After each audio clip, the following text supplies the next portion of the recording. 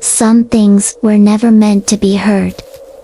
I've worked in audio restoration for almost 12 years now.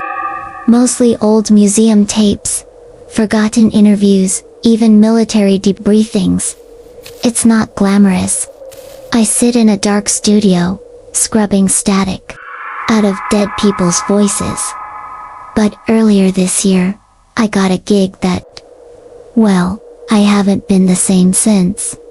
A private collector contacted me through a secure email, said he had a set of tape 6 reel tutorials from Alcatraz prison, recorded sometime in the early 1960s.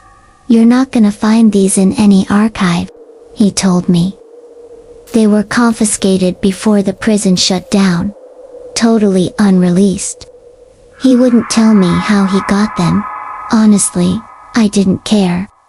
He was offering triple my usual rate, and it's not every day you get to work with something that legendary. So I took the job. The box showed up 2 days later. Plain, no markings. Just 6 reels inside, each labeled with shaky handwriting. Interview Room B, restricted. No dates, no inmate numbers, nothing else. Now I've handled some creepy stuff before: interrogations, crime scene recordings, but what was on these tapes? This was different. Way different. Tape 1. At first it's nothing, static, a few clicks. Then I hear a chair scrape. Someone clears their throat. A guard's voice, muffled. Inmate 1142. Start with your name. And then this voice responds, rough, almost growling. You left the door open. You let it walk free. Then silence. Then screams. Layered, not just one guy. It sounded like a dozen people. Men, women, even a little kid somewhere in there screaming at the top of their lungs. This is a men's prison. There should not be children on that tape. I paused the reel, ran a frequency breakdown. When I stripped the upper layers of sound, I found something buried deep. Whispers, so faint it was almost gone. Do you hear us now? I actually sat back in my chair, heart pounding. This wasn't analog noise. This wasn't electrical interference. This was something intentional. Tape 2 started with what sounded like a wind tunnel. Then heavy dragging across a concrete floor. Chains, maybe. A second later, someone starts humming. Soft, like a lullaby, but mid-note, the humming just cuts out. Now there's breathing. Deep, raspy, right next to the mic. Then a voice. Don't rewind me again. I ripped off my headphones. I swear to God, that voice wasn't in my ears. It felt like it was behind me. I turned, expecting to see someone standing there. Nothing. I tried to isolate the track again, but this time the audio had changed. No breathing, no humming. Now, it was my own voice on the reel. It knows your name. I've never said that. Never recorded it. But there it was. My voice, crystal clear. That night, I had the most vivid dream of my life. I was inside a tiny concrete siloed, cracked, wet. I could hear water dripping, and just beyond the wall, screaming, whispering, not English, not anything I recognized. Then, one voice cut through the rest. Have you opened the last reel? I woke up drenched in sweat. My nose was bleeding. And my studio door, wide open. I always lock it. I called the collector. Disconnected. So I did some digging. Found a retired historian who used to work with Alcatraz documents. Told him I was restoring some unnamed tapes. As soon as I said interview room B, he got real quiet. Then he said, if those tapes are real, destroy them, right now. I asked him why. He said in the early 60s, Alcatraz ran a psychological experiment. A kind of sensory deprivation on death row inmates. No light, no sound, no clocks. Just a microphone in a concrete room. After 3 weeks, they pulled the plug. The guards who monitored the recordings all requested transfers. The inmates, most of them didn't die, the historian said. They just stopped responding like people. Tape 5 was unlabeled. As soon as it played, my studio lights dimmed. All I heard was wind, then metal banging, then footsteps, and then right into my headphones, a blood-curdling scream. My speakers blew.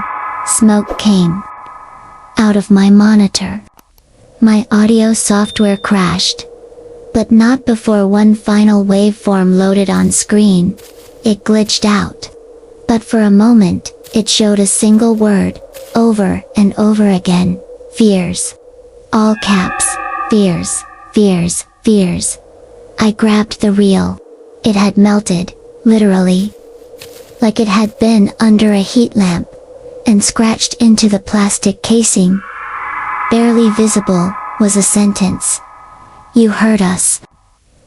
Now let them hear you. So now I'm telling this story, not because I want to, but because I don't feel like I'm alone anymore. Not in this room, not anywhere. And if you've heard even a fraction of what I heard, if your ears are ringing right now, if you hear static when nothing's playing, you already know it's too late. Not all secrets were buried under Reactor 4. In January of this year, I got an email from a woman named Victoria Antonova, a Ukrainian documentarian working on a miniseries about the spiritual aftermath of the Chernobyl disaster. She had gotten access to previously unreleased footage from an abandoned church outside Pripyat Church that, officially, didn't exist. She needed someone to clean up the sound on an old VHS tape labeled Mass Recording April 25, 1986. The day before the meltdown. I specialize in restoring corrupted analog, sound cassette tapes, VHS, reel. That's how she found me. She sent the tape digitally. Said she hadn't watched it herself. Just wanted the audio cleaned up. But the moment I pressed play, I knew this wasn't like anything I'd worked on before. The video starts with a wide shot of the inside of a small church. Faded murals on the walls. Broken pews. Candles flickering. Around 40 people are seated, men, women, some children dead silent. No one is talking. No one is moving. They're not even blinking. They're all just staring forward, eyes locked on the altar. At first I thought the footage was frozen, but when I checked the timestamp, the seconds kept moving. The camera shakes slightly, as if the operator adjusted it. They weren't frozen. They were waiting. I isolated the audio. There's no priest, no chanting, no organ, just humming. Low, rhythmic, almost like the sound of a swarm at the 4-minute mark. There's a sharp knock in the background, like a door slamming shut. The camera pans slightly to the right. In the back of the church, a figure in black robes is standing, face completely obscured. Then, the people begin to chant, all at once. Same tone, same cadence, but the words, they were backwards. I ran the chant through a reversing tool. What came out made my blood run cold. Over and over. In unison, they were saying, "He is beneath the ash. He is beneath the ash." And then, "Do not run when he wakes." The tape cuts to static for a few seconds. Then it comes back. The people are still in there. pews, but something's changed. Their mouths are wide open, like they're screaming. But there's no sound. Their eyes are completely black. Some have blood running down their cheeks. Others are just staring into the camera, and then they blink at the same time, all 40 of them, and say, in perfect English, "We have never left." I paused the video. I don't scare easy. But this wasn't right. Why English? Why that phrase? I called Victoria. She didn't pick up. I did some digging. That church isn't listed in any official Pripyat maps. But I found a declassified Soviet memo from 1987 about psychospiritual anomalies in Zone D. Zone D was an unmarked sector near Reactor 4, where construction was halted in the 70s after multiple workers reportedly went missing underground. No cause, no recovery, just silence. Apparently they had tried to seal something there with concrete, and built a small chapel on top of it to contain its influence. The mass in that video, it wasn't a service. It was a ritual. I kept analyzing the VHS. At the 32-minute mark, there's a loud, mechanical hum like turbines powering up. Then, from beneath the church, you hear a low rumble, and then, just before the screen cuts to black voice, mail.com, soft. The meltdown is not your concern. Static. Then the final frame. A close-up of one of the children, sitting in the front pew. She looks directly at the camera, and smiles. But the smile is wrong. Too wide, too full of teeth. Behind her, the walls begin to crack. That was the end of the tape. I emailed Victoria. This time I got a response. But it wasn't from her. It was from a private server with no sender name. The subject line read, "Do not share what you saw." And the body of the message was just one sentence. They are still beneath Pripyat. 2 days later, Victoria was reported missing. Her apartment was found unlocked.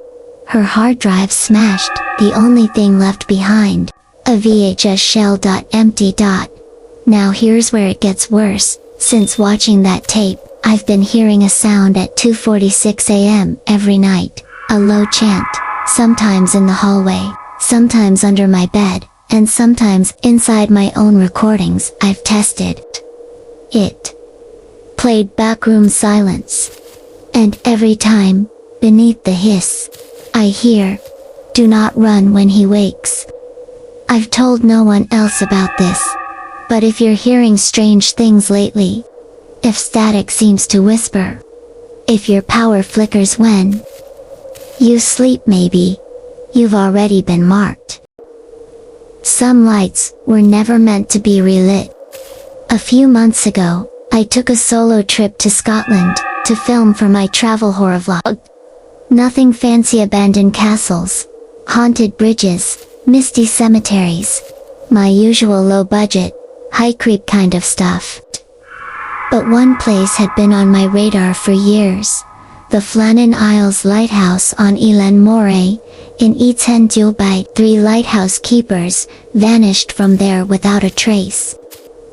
No signs of struggle. Their logs mentioned a storm that never came. And one entry dated after their supposed death simply read, "The light is out. He walks." Naturally, I had to go. The island is only accessible by boat, and even then, the weather decides if you make it back. But I got lucky, sunny skies, smooth seas. The boatman dropped me off and said he'd return in 48 hours. As he pushed away from the rocks, he called out, "Don't follow the light after midnight." Thought it was a joke. It wasn't. The lighthouse is still standing, tall, bleached by salt and time. No power, No heat. Just stone, rust, and wind. The front door was unlocked. I stepped inside. Everything was weirdly preserved. The furniture hadn't rotted. The bed still had sheets. On the table, 3 cups sat in a triangle, dusted but untouched. And on the desk in the log room there, it was. The keeper's logbook. I opened it. The last official entry from 1900 was there. As expected. But so were others.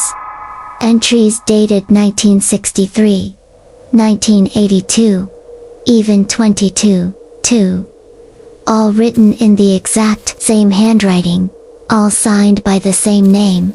Thomas Marshall, one of the original missing keepers. The entries weren't right. They didn't describe weather or maintenance. They described watching. He comes closer when the fog thickens. We must write to keep him asleep. Last night I stopped for 47 seconds. He stepped onto the stairs. I thought it was a prank. Some local legend-obsessed nut sneaking back and writing in the logbook every few years. But then the page turned. On its own, there, written in fresh ink, was a new line. Who is the 4th keeper? I slammed the book shut, looked around. I was alone. Right? That night, I made camp in the supply room. Candlelight, sleeping bag, snacks. I set up my camera too. Film myself reading more of the logbook. But when I pressed record, the lens glitched, the screen flickered then went black. When it came back, the frame showed me, still, sleeping, but in the background, a tall, dark silhouette, stood on the spiral staircase behind me, watching. I turned around. No one there. I rewound the footage. The figure was gone. The video edited itself, then the audio glitched. My own recorded voice whispered, "The light is out." He walks. Around 2:14 a.m., the lighthouse's beacon dead for over a century lit up, no power, no generator, but the light spun, casting its glow across the ocean. I climbed to the top to investigate. The stairs creaked beneath me like bones. At the top, the lamp room was empty, but the beacon kept spinning. And on the glass walls, written in fog, "You should not have come." I ran back down. The logbook was open again. This time, the ink was dripping still wet. New lines appeared while I watched. He walks when one stops writing. That's why we vanished. That's why now it's your turn. The last line chilled me. Keep the log. Or keep him company. I left the logbook on the desk, backed out of the room, and locked the door behind me. But the next morning, the door was wide open. The book, still there, and now a pen rested neatly on top. The newest entry? Dated today. In my handwriting. He writes through me now. When the boatman came back to get me, he didn't say a word, just stared. And when I showed him the logbook, he stepped back and said, almost in a whisper, "That book's not meant to leave the island." So I left it behind. Or at least I thought. I did. Back home, I uploaded my footage. The files were corrupted. Every clip ended with the same image. Me. In the lens reflection. Smiling blankly. And just behind me a tall figure in lighthouse keeper's uniform. Face rotted, mouth stitched into a smile. I haven't been able to sleep since. Because every night, around 2:14 a.m., a faint light flickers across my apartment wall. I live nowhere near the ocean. But somehow, the light keeps turning. And now, when I check my notebooks, my own handwriting starts appearing overnight. Updates, logs, descriptions of him. And always, always, the final line. The light is out. He walks. Want more stories they tried to erase from history? Subscribe to Fears right now. He's still writing. And we're still reading. Turn on the bell before you hear footsteps behind you.